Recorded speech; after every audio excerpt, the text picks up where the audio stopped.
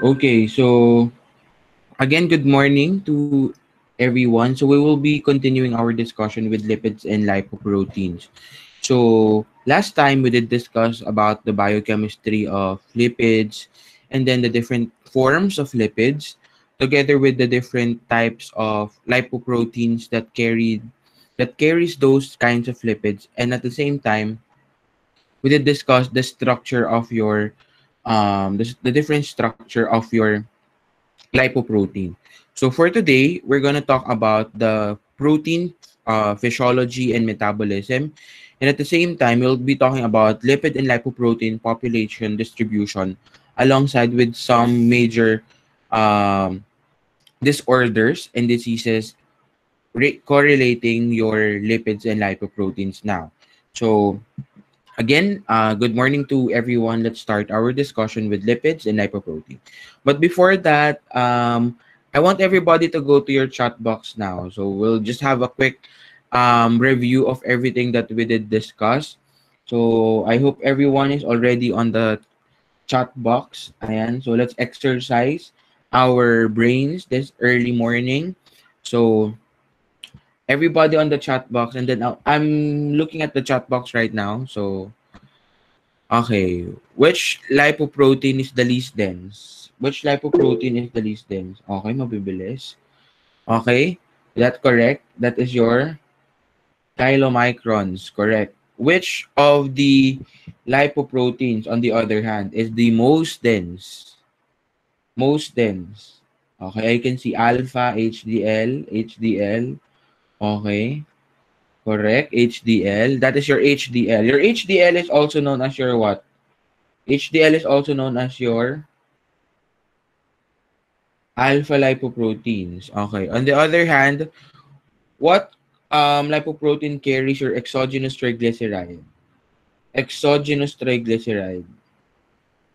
Okay. That is your CM or your chylomicrons. Correct. Tama. Chylomicrons. What is the major apolipoprotein seen in your chylomicrons?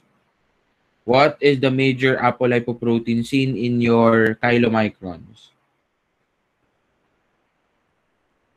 Okay, ApoB48. Correct. ApoB48.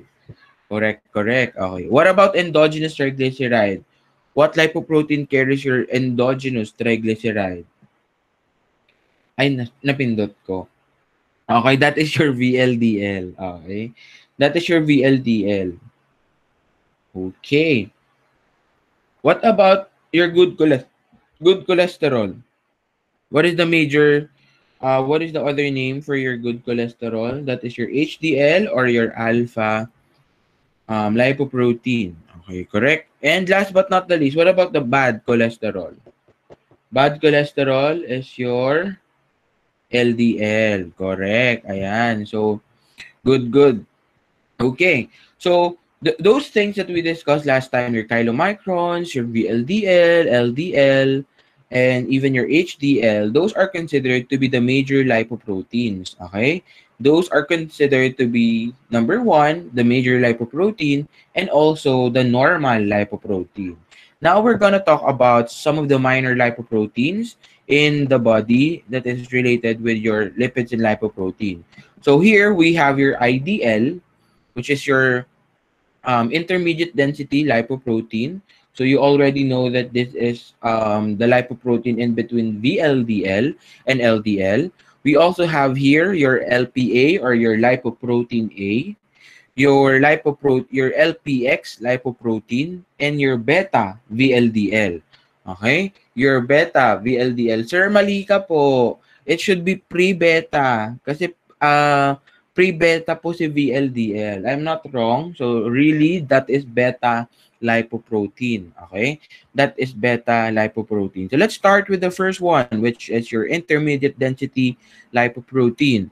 So your VLDL, your IDL is also known as your VLDL remnants. Okay? It is also known as your VLDL remnants because upon the digestion or upon the catabolism of your VLDL through your lipase, okay, through your lipoprotein lipase, your VLDL will be broken into its simpler, smaller form, which is your intermediate density lipoprotein before it becomes now your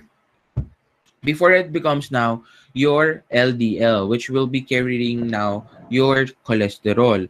So please do remember that in type 3 hyperlipoproteinemia, according to Fredrickson classification, your intermediate density lipoprotein is the one that is increased. This is your dis beta lipoprotein or broad beta disease. Okay, your broad beta disease. So concentration of IDL also contribute to the development of CHD or chronic heart diseases. Okay, chronic heart disease. So please take note. Okay, everyone. Later, as we move along with our discussion, I will be showing to you the Fredrickson classification. So, and I will be teaching you how you can memorize it better as well. Okay? So that is your intermediate density lipoprotein. Again, all questions will be entertained by the end of the discussion. So let's move on to your LPA. Your LPA is actually a pre-beta lipoprotein, a VLDL. It's just that uh, your lipoprotein A is an LDL lipoprotein-like particle. So, an increased lipoprotein A confers increased risk of premature coronary heart disease and stroke. Okay? So, again, your lipoprotein A is the sinking pre-beta lipoprotein. Sir, paano po matatandaan na sinking pre-beta lipoprotein? When we are talking about weather, when we are talking about meteorology, LPA means low pressure area. So yun yung tatandaan nyo, low pressure area. Your lipoprotein A is low kasi sinking pre-beta lipoprotein siya. Okay? So low pressure area, lipoprotein A is low kasi sinking pre-beta lipoprotein. Okay? So hopefully that helps in your memorization. It is a VLDL, okay? It is a VLDL but LDL siya, but LDL like particle yung activity niya, okay? Sir, bakit po natawag siya na sinking pre-beta lipoprotein?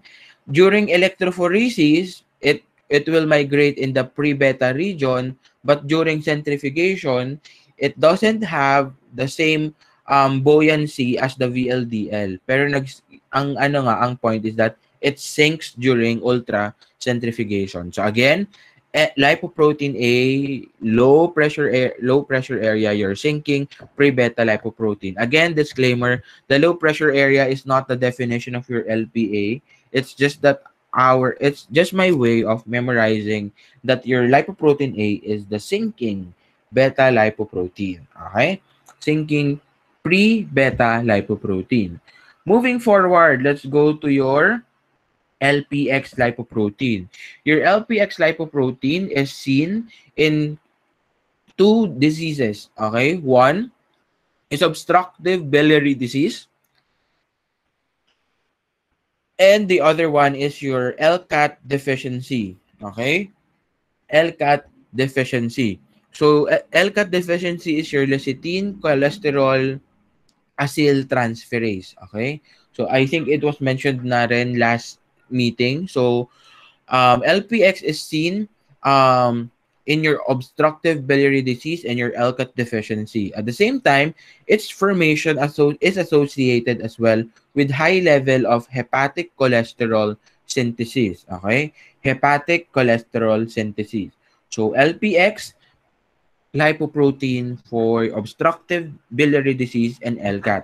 As you can see, guys, these minor lipoproteins are usually very much in the observable in disease state.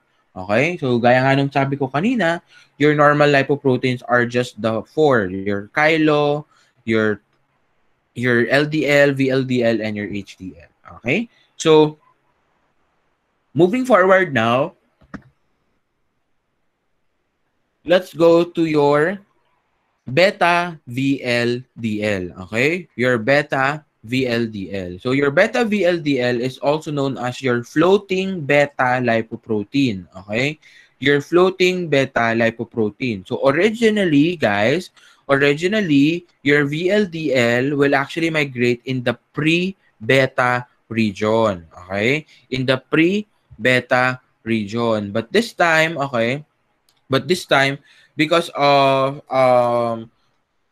because of diseases, okay, because of certain conditions, this VLDL is observed to be floating and observed to be migrating in the beta region, okay, in the beta region. So, of course, guys, on Friday, we will be discussing there the different types of specimen and actually anticoagulant that needs to be used for in the collection of the specimen, um specifically take for example for lipoprotein. And ngayon pa lang, I just want you guys to take down note that when it comes to lipoprotein ultracentrifugation and electrophoresis, the anticoagulant of choice that we are using is actually your EDTA. Okay, we are using your EDTA. So your EDTA is very important. Why? Because some of your anticoagulants such as your heparin, okay, affects, okay, again, your heparin affects the electrophoretic mobility of your lipoprotein. Again, your heparin, okay, your heparin, they your heparin, they will affect the electrophoretic mobility of your the electrophoretic mobility of your lipoproteins. That's why I'm saying that kasi baka you're thinking that baka po may mali lang kaya doon siya sa beta VLD, sa beta region siya nag-migrate. But in reality, a this is actually a VLDL that migrated on the beta region, okay? Where all things are all things with regards to the collection of blood was taken into consideration. So your beta VLDL accumulates in type 3 hyperlipoproteinemia and uptake of cholesterol, okay? Uptake of cholesterol ester rich beta VLDL by macrophages induces the foam cell formation, which I will be discussing later when I reach your atherosclerosis. Okay?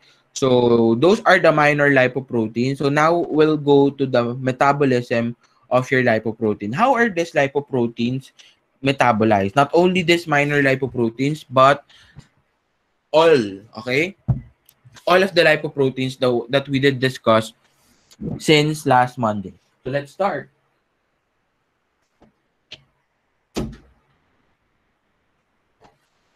Okay. So, with regards to lipoprotein metabolism, there are actually four major lipoprotein metabolism. One is your lipid absorption. Secondly is your exogenous pathway. Third is your endogenous pathway. And last but definitely not the least is your reverse cholesterol transport pathway. So let's start with the first one. So the first one is your lipid absorption. Okay, so lipid absorption specifically within your intestinal lumen. Okay, so in digestion, dietary lipids are converted first to amphipathic lipids. So what do we mean by amphipathic lipids? Amphipathic lipids does have both the hydrophobic and the hydrophilic region. Okay? So during digestion, your dietary lipids are first converted to amphipathic lipids. Okay? So amphipathic lipids form a micelles rather, in your intestinal lumen. Okay? Your micelles in your intestinal lumen, where it will be helping in the absorption of your lipids. Okay? In the absorption of your lipids. So of course, obviously, the hydrophilic region are in the outside, and the hydrophobic region are in the inside of that lipid micelles. Okay? So this they come into contact with your microvillus membranes in your intestinal mucosal cell, where they are being absorbed, okay? Where they are being absorbed. So I'll just discuss the metabolism first and then explain it to you later through our graphics, okay? So in the exogenous pathway, so I hope you all know that in the exogenous pathway, the main, okay, I want you to put in your notes which lipoprotein is the main transporter in that particular pathway. In this case, in the exogenous pathway, which one which one is the main transporter? It is your chylomicrons, okay? It is your chylomicrons. So your chylomicrons interact with your proteoglycans on the surface of your capillaries in various tissues in your circulation.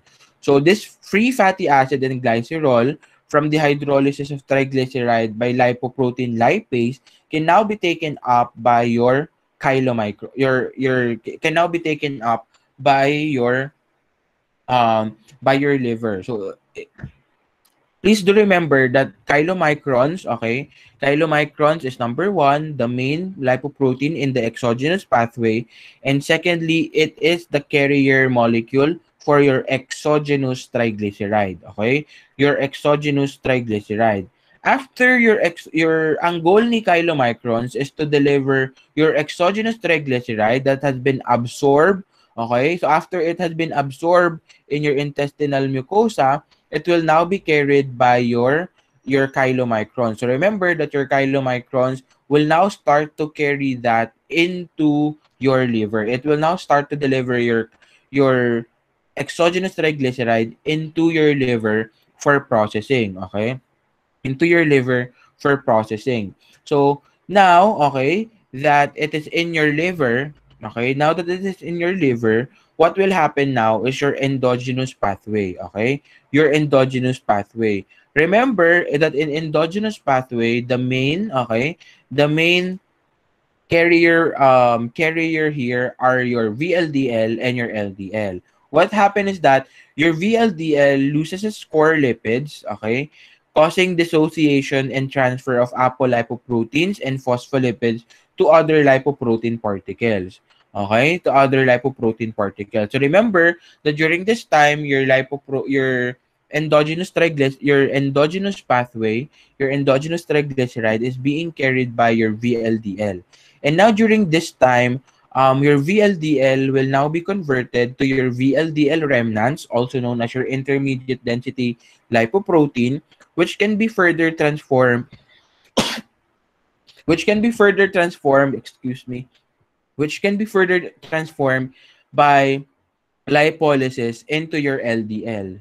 So again, ano yung enzyme for lipolysis? It's your lipoprotein lipase, okay? Your lipoprotein lipase. So your VLDL will be converted to its VLDL remnants or your IDL and then further transformed into your LDL. Okay? So half of the VLDL, please remember this, half of the VLDL is converted into becoming your low density lipoprotein.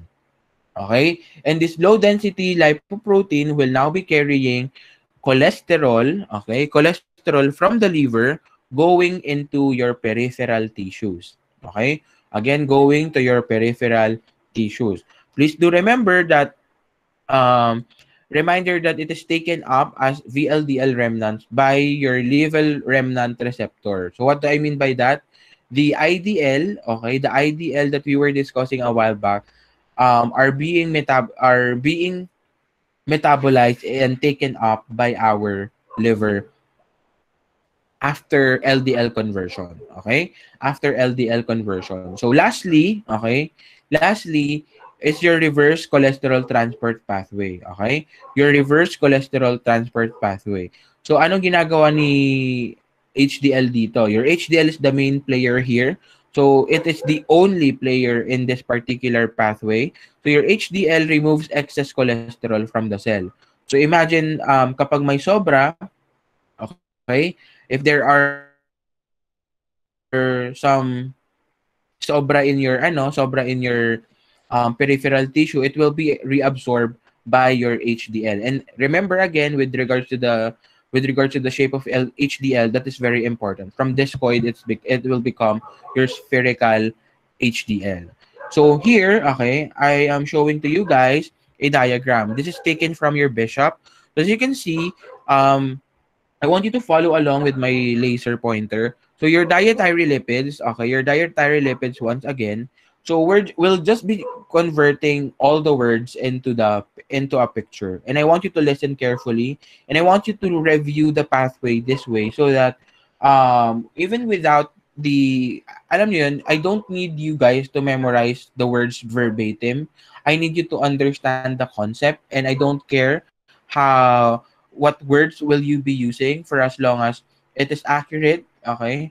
And of course, it is scientific in nature. So as you can see, okay, as you can see, you ate lipids. You ate your dietary lipids, okay? You ate your dietary lipids, so it will form now your amphipathic lipids, your micelles within your intestine. Take note that the emulsification in your intestine is with the help of your bile, which if we're gonna trace back its origin, is actually a cholesterol, okay? So remember that your bile is actually precursor, your cholesterol is a precursor to your bile. So afterwards, that exogenous triglycerides will now be absorbed by our body. Okay, it will now be absorbed in your intestine and will be carried by your chylomicrons, which is now the exogenous pathway. Your chylomicrons will deliver it into your liver. Okay, it will deliver it to your liver, and in return, your chylomicrons it will be catabolized. Your chylomicrons will be broken down into becoming its chylomicron remnants with the help of your LPL. What is LPL? Once again, ladies and gentlemen, LPL is lipoprotein lipase. Okay? Your lipoprotein lipase. Afterwards, your triglycerides now will be on your liver for storage. Okay? It will be on your liver for storage or in your adipose tissues. Okay? In your adipose tissue. So what will happen next? Okay? What will happen next is that your if needed by the body, okay, if needed by the body, your liver now will start to synthesize your triglyceride. So, remember on this part pala, remember that on this part, the chylomicrons carried, the triglyceride carried by your chylomicrons are also broken down into its simpler form, which are your three fatty acids and glycerol with the help of your LPL still.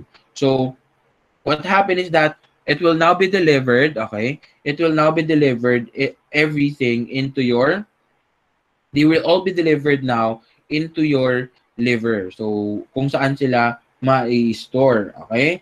Kung saan sila ma-store. So, afterwards, your liver now will start to synthesize your endogenous triglyceride, okay? It will now synthesize your endogenous triglyceride. And what will carry it is actually your, what? What will carry it is actually your VLDL, okay? Your VLDL, remember, has a majority of the lipids it is carrying is your endogenous triglyceride. So with the help of your lipoprotein lipase, okay, your LPL, with the help of your lipoprotein lipase, your um VLDL will be converted to your LDL. So first IDL muna, VLDL remnant before it becomes now your LDL. Okay? Your LDL now will start to deliver cholesterol into different parts of the body.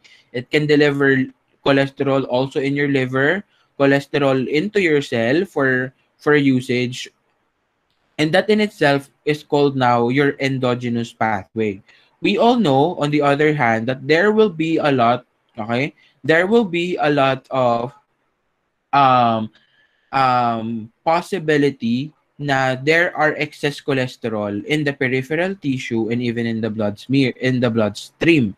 So who will do the cleaning, or who will do the cleaning up of those excess cholesterol? It is the job now of your HDL. Okay? So makikita nyo, it is the job of your HDL, and it is called your reverse cholesterol pathway.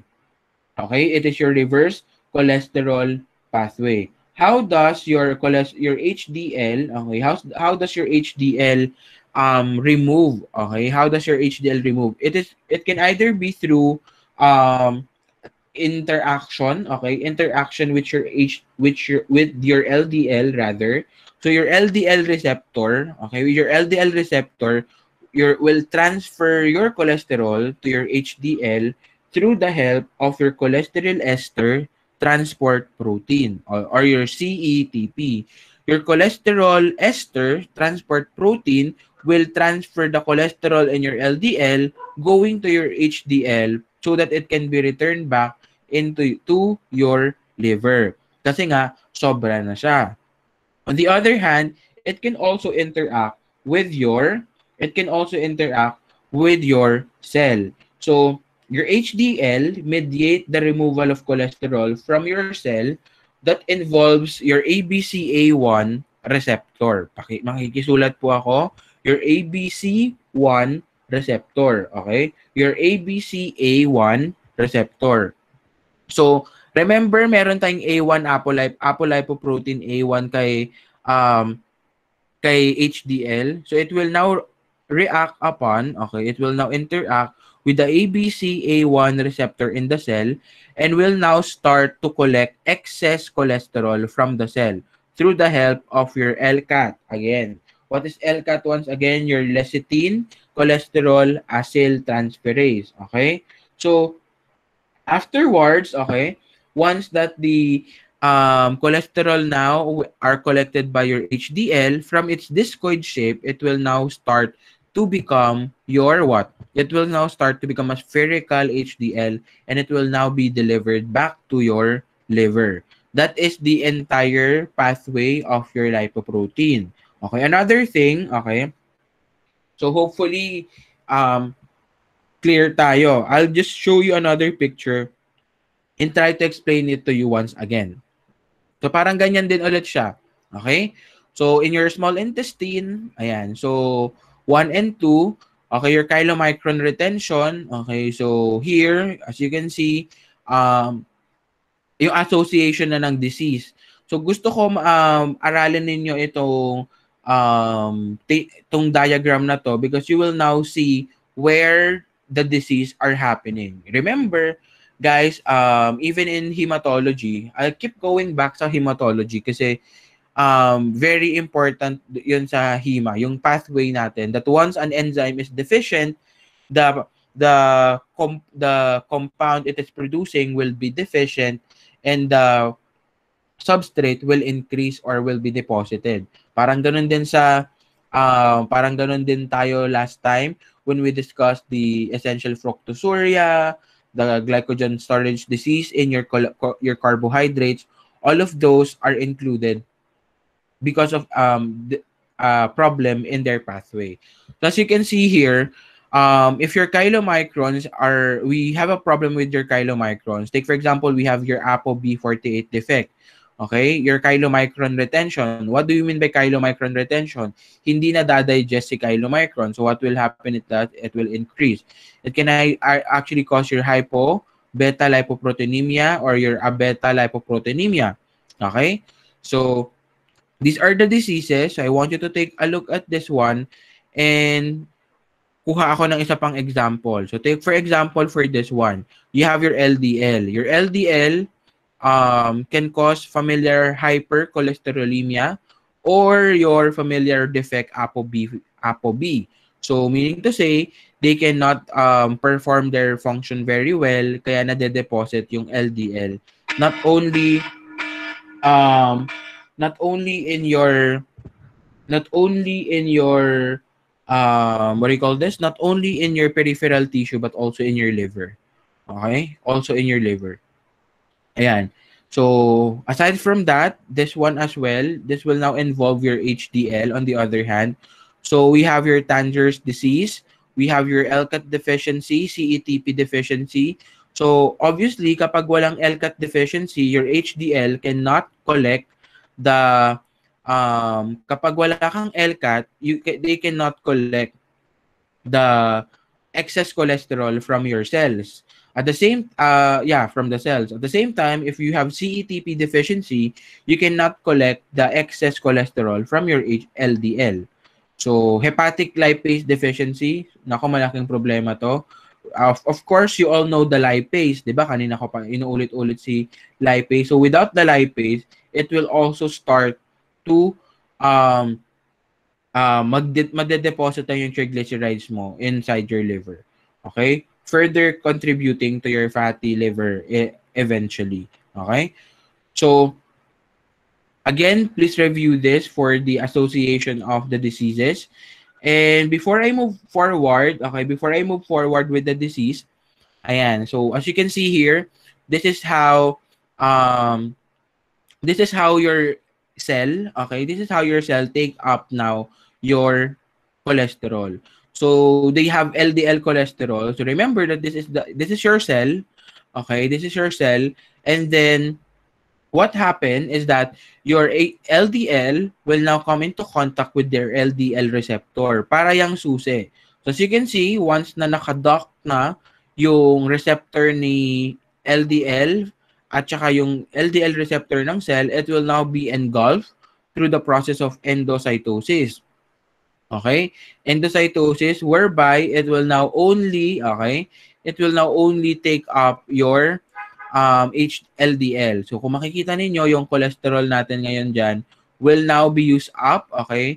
Will now be used up in your cell, okay? Will now be used up by your cell. So here, it can be used up as a source of energy, okay? It can be used up as a source of energy, not as a source of energy rather. Again, hindi siya source of energy ang cholesterol. It will be used up now as components of your cell membrane and also of your steroid hormones and your bile acids. Okay? So, yan yung paggagamitan nila kay cholesterol. So, remember, kung makikita nyo dito, oversupply of cholesterol will inhibit your DNA, okay? Will inhibit your DNA DNA replication. It can also disrupt your HMG-CoA reductase. Okay, it can also disrupt disrupt your HMG-CoA reductase. Sir, bakit po ini-stop? Kasi nga oversupply na sa cholesterol, so kailangan na tumigil ni HMG-CoA reductase. Again, saan natin nakita si HMG-CoA reductase? That is the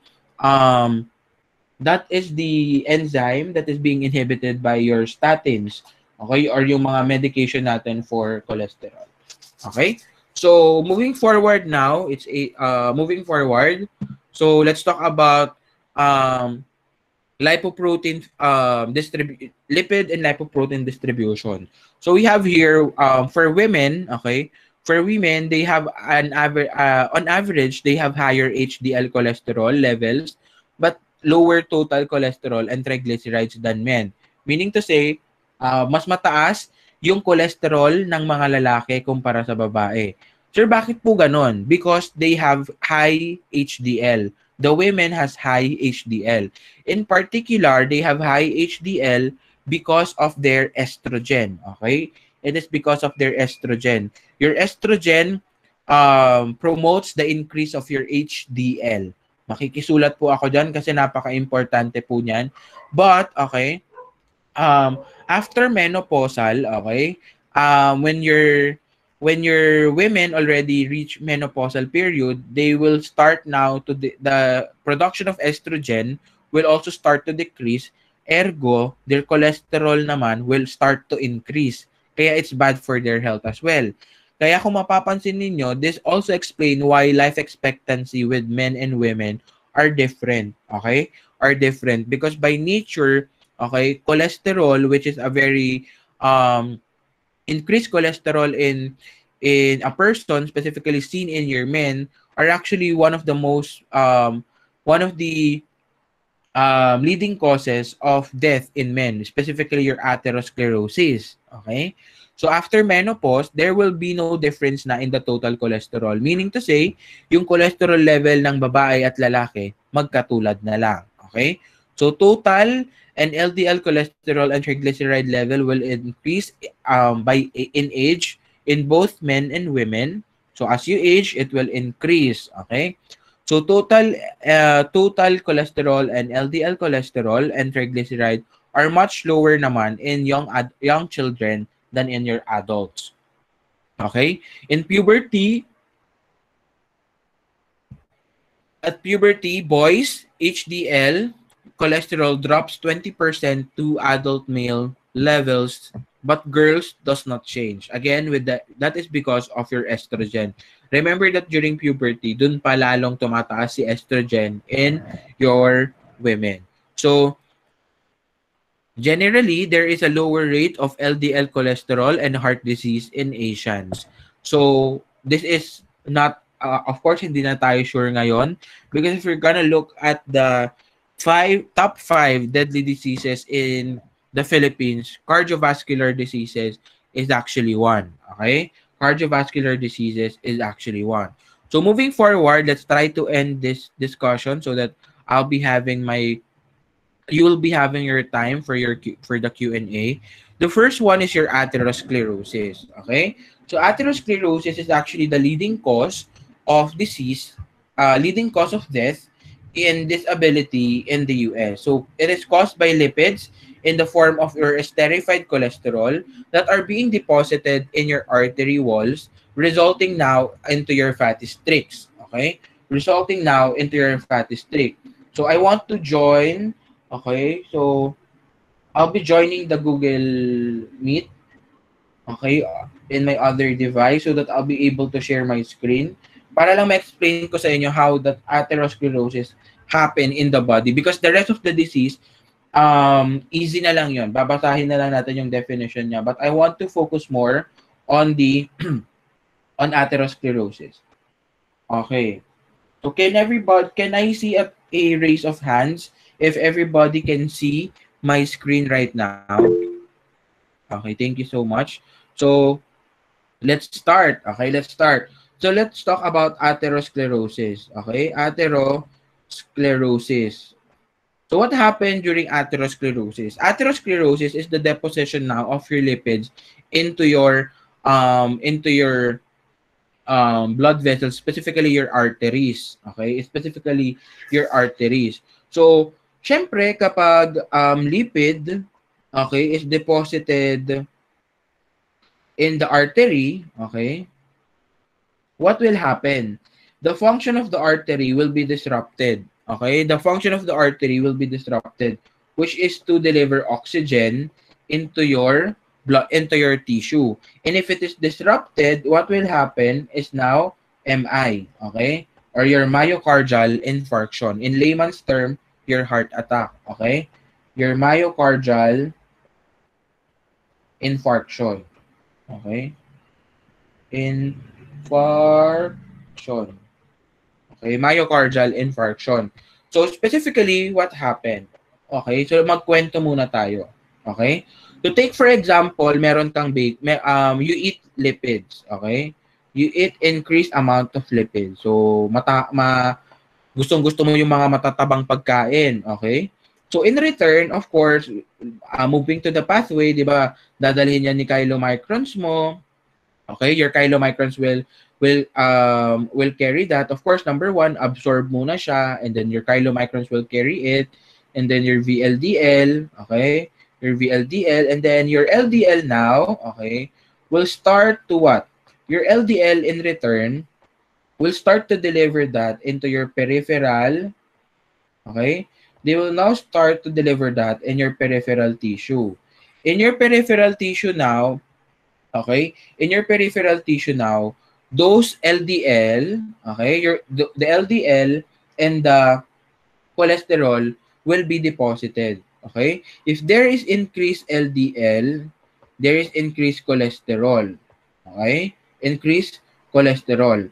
I don't know if you remember, but LDL has the capacity to actually transverse into your tissue, into your cells.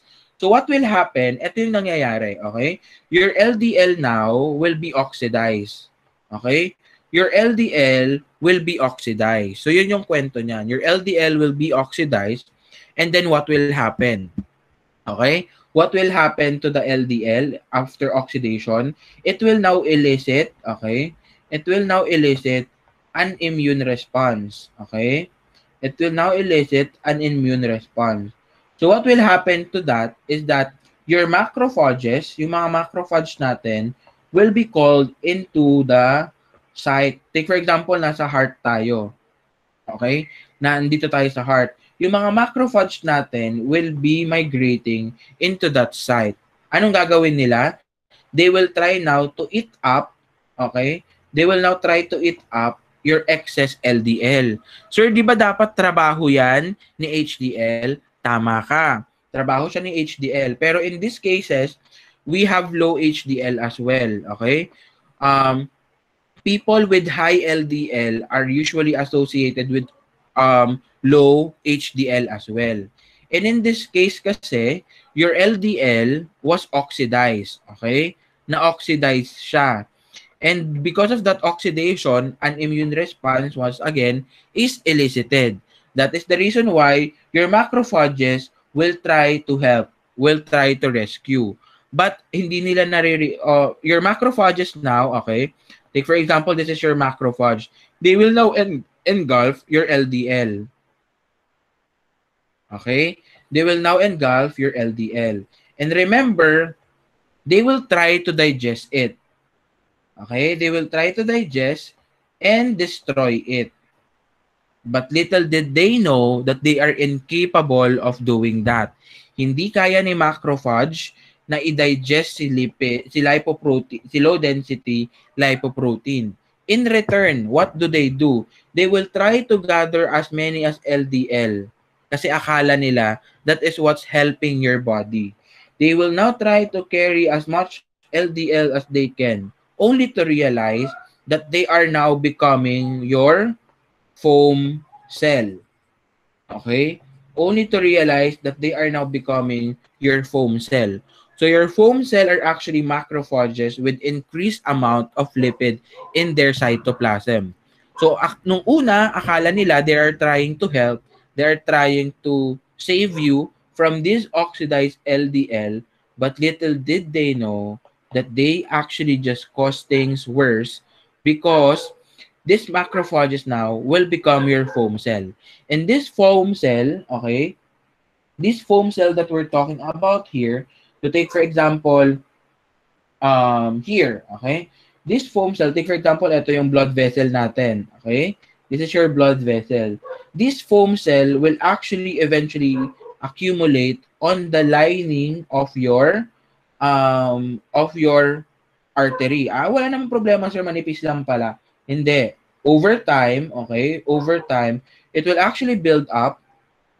It will actually build up. Later in time, it will build up, causing now what? Causing now the disruption of blood flow into your blood vessel. So yung mga dugo natin, hindi na makakadaan. At kapag dumating yung pagkakataon na na-over, at na talagang na-block na ng ating na-block na ng plaque, okay? Na-block na yung ating artery, okay? That is now the time when it will cause your myocardial infarction. Okay? It will now cause your myocardial infarction. So, to be honest, I will be sending you a video alongside with this on your TLC regarding the atherosclerosis. I just have to look for the video on you. It's actually on YouTube. It's my favorite video of atherosclerosis. So I used that when actually used that when I had my reporting when I was in college. So let me try to look for it for you. Tapos, if a flash ko ngayon, i-mute ko yung audio. I'll try to explain it to you guys in the video. So, and I'll try to present once again. So, explain ko lang ng mabuti ito, no? So, it's already 15 minutes. So,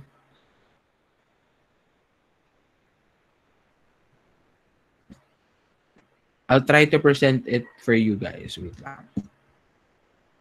So, I'll be sending na lang din atherosclerosis and arteriosclerosis is the same. Atherosclerosis, arteriosclerosis, both are the same. So, for the sake of visual aids, I hope you can see my screen right now. Ayan. So, ayan. So, this is atherosclerosis. As you can see, we will go into your blood vessels, specifically your coronary arteries. Okay?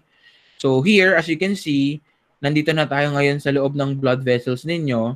So, atherosclerosis, sabi nga natin, it actually blocks the blood flow. So, as you can see, we're gonna go to the different risk factors. I think hindi ko sure kung ito yung video na gustong-gusto kong example. Yan. Pero as you can see, ito siya. Okay? I will jump into that part where, para makita nyo yung kwento ko. Ayan. In your cell, these are your cells. And as you can see, let's go deeper. These are your LDL. Yung nakikita nyo dyan, these things that are small na nandyan sa loob ng cell, these are actually your LDL. Your LDL will actually oxidize, okay? They will actually oxidize. That will now elicit your immune response, okay? Because oxidation, as you all know, di ba, is not a normal response in the body. So what will happen is that your monocytes, okay, will migrate into your tissue, becoming now your macrophages. So they will try now to get into the site where everything is where there is a problem. So your macrophages now will try, ayan, at this very moment, he's trying to collect all the oxidized cholesterol, all the oxidized LDL into itself, but not realizing na naging foam cell lang siya. Eventually, it will form plaque. Ayan, it will now harden. And as you can see, that plaque inside your artery will start to also occlude the blood vessel. Okay? So kung makikita ninyo, patuloy lang yan as you don't change your diet, patuloy na magi-increase yung foam cell natin. And when that happens, your cells now, okay, your cells now, as you can see, will try to block the blood vessel. So ito, this is your body's attempt to repair everything. Your body's attempt to cover up. Ayan, kung mapapansin nyo, they are trying to cover up the plaque, but in reality, what it is causing is actually the blockage already of your blood vessel. And when that time comes, ayan, na-block na yung ating na-block ng ating blood vessel, it can actually ayan, na-block na sila, 'di ba? Nakita niyo hindi na nakakadaan yung oxygen. And eventually, if this happen, it will actually block your artery, and in worst case scenario, okay? In worst case scenario, they can even cause the rupture of your artery. Okay? It can even cause the rupture of your artery. So, hopefully, medyo nakatulong yung video na yon, and for you guys to understand how atherosclerosis happen. Later, if you have question, I'll be gladly entertaining them. So, let's go first to hyperlipoproteinemia. Okay? Hyperlipoproteinemia is the condition where there is an increased lipoprotein levels. So kapag increase yung lipoproteins, obviously increase din yung lahat ng lipids na dala-dala nila. So that is your cholesterol and your triglyceride. Or it can actually be combined na cholesterol and triglyceride, which I will be showing to you later on. Okay? Again, hyperlipoproteinemia. What do we mean by hyper? Can I see a raise of hands if you can still see my presentation? Just to confirm, baka nawala. Okay. Thank you so much. So, hyperlipoproteinemia. Okay, your hyperlipoproteinemia is a disease where there's an elevated lipoprotein levels. And at the same time, it can either be an increase in your cholesterol or hypercholesterolemia, or an increase in your triglyceride, known as your hypertriglyceridemia. Okay? So, hypercholesterolemia. So, let's start with hypercholesterolemia. So, it is a lipid abnormality most closely linked to heart disease. Ayan. So, again, bakit siya most likely for your heart disease, remember your cholesterol, hindi kasi siya na-use up as energy source. Okay? So, hindi siya na-use up, hindi siya na-metabolize. So, kung nasan siya, it can either only be stored kapag in excess sila. Okay? Especially in other organs kasi hindi naman siya napunta sa adrenal gland, sa liver, or sa ovaries, or sa testis for steroid hormone production. So, familial hypercholesterolemia or FH is a genetic abnormality predisposing people to elevated cholesterol level. So, kapag meron kang homozygotes, so meaning to say, what do you mean by homozygotes? Both your parents, okay, are carrier of this genetic abnormality.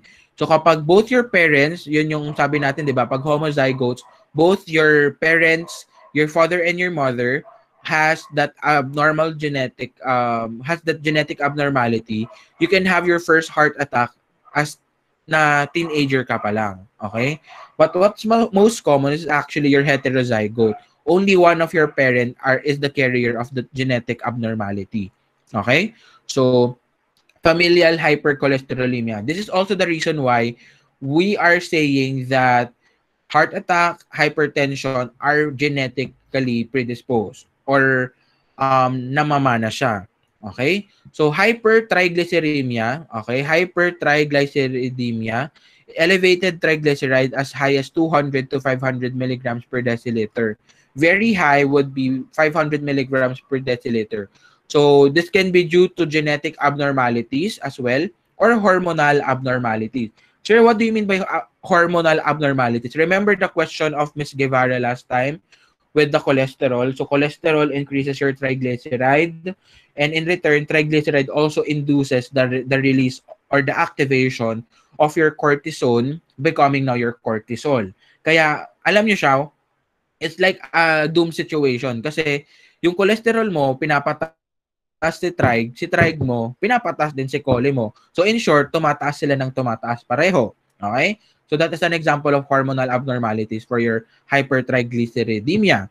We also have your combined hyperlipoproteinemia. Your combined hyperlipoproteinemia is whereby both your cholesterol and your LDL is actually your cholesterol and your triglyceride rather are increased. Again, increased risk of coronary heart disease. And this can be seen in coronary and familial combined hyperlipoproteinemia and in familial beta lipoproteinemia. So, your lipoprotein A, again, low. Your lipoprotein A, you're sinking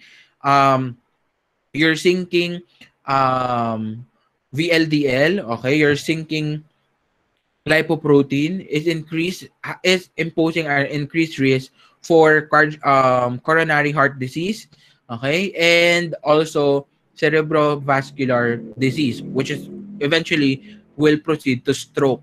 Okay, guys, ganun yun, no? Kapag sa heart nagkaroon ng blockage, we call that myocardial infarction. That is your heart attack. Pag it happened in your brain, okay, that is stroke. Okay, stroke naman siya. So, moving forward, your hypolipoproteinemia, okay, hypo, so meaning to say may something na mababa. At madalas, ang mababa pa is actually your alpha lipoprotein. So, kapag mababa si alpha lipoprotein mo, wala kang magko-collect ng excess cholesterol. But there also a case where there is a decrease in the beta lipoprotein or your LDL. Ayan. So, eventually, we have here now your hypo-alpha lipoproteinemia, which is an isolated decrease in circulating HDL, so less than 40 milligrams per deciliter. And alpha denotes the region kung saan HDL migrates during electrophoresis. So, hypo-alpha lipoproteinemia is associated with the several defects, often in genetic, most of which are linked to increased risk of premature coronary heart disease. So, premature CHD, dahil nga kapag wala kang HDL, okay, kapag wala kang HDL, it will now become, magkakaroon ka ng excess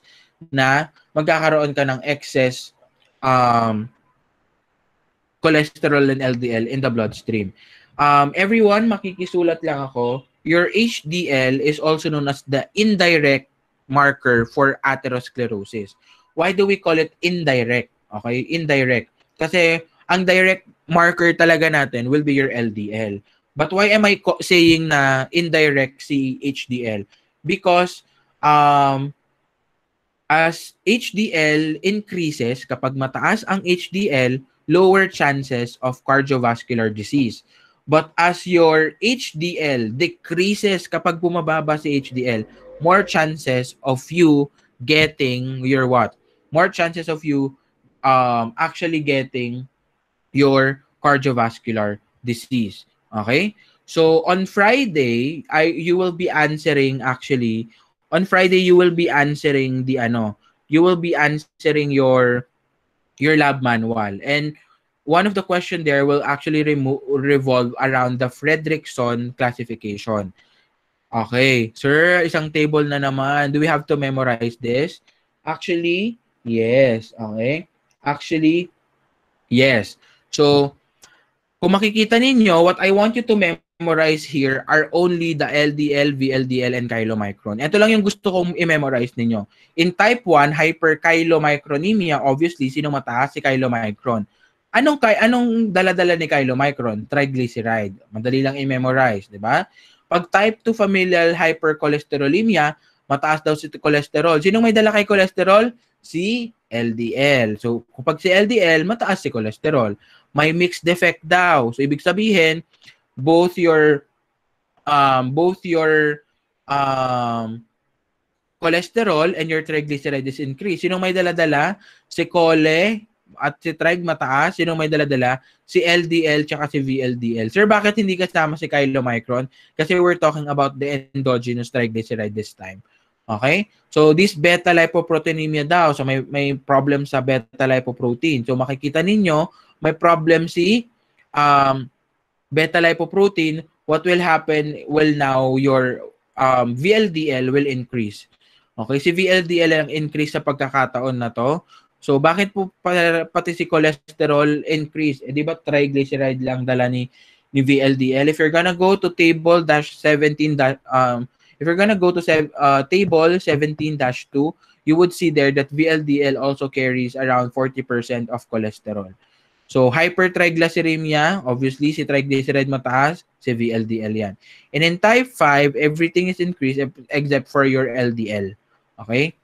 Except for your LDL. At kung makikita nyo dito, there are those that have high risk of high risk. And usually, the high risk are those with increased LDL. Those that have increased LDL. So, kung makikita mo, LDL is increased, high risk. LDL is increased, high risk. LDL is normal, wala siya, low risk. LDL is normal, low risk. Okay? So, that is the Fredrickson classification for your lipid diseases. So, that would be all for our lipids and lipoprotein diseases. So if you have any questions and clarifications, I would be glad to answer them on the Google Meet. So you may now return to your Google Meet for the question and answer portion. Thank you so much.